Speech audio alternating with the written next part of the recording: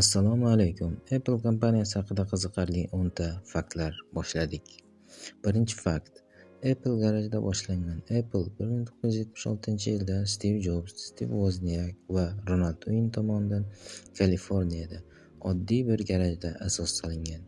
Ikkinchi fakt. Ronald Uin 10 kun ichida chiqib ketgan. Uchinchi asoschi Ronald Uin kompaniyaning 10% ulushini atigi $8 evaziga sotgan. Agar saqlab qolganida hozirda milliardlab dollarga ega bo'lgan bo'lardi. Uchinchi fakt. Apple birinchi bo'lib $1 trillion kompaniya bo'ldi. 2018-yil avgust oyida Apple dunyoda bozor kapitallashuvi bo'yicha $1 trillion qiymatga yetgan ilk kompaniya bo'ldi. To'rtinchi fakt. Mac kompyuterlari birinchi bo'lib grafikli interfeysdan foydalangan. 1984-yilda taqdim etilgan Macintosh kompyuteri foydalanuvchi uchun grafikli interfeys bilan ishlovchi dastlabki kompyuterlardan biri edi. 5-fakt.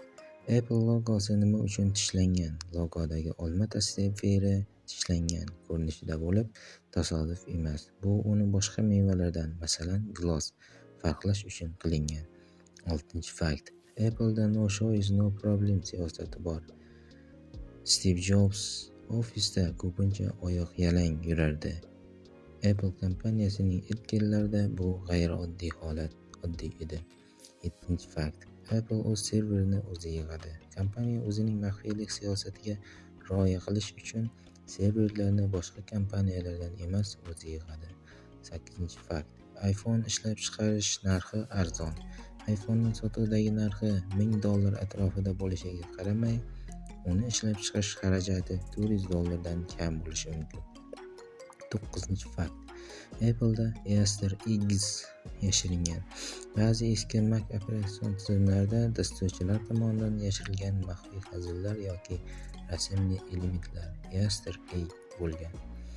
10-fakt. Apple Musicdan oldin iPod hukmronlik qilgan.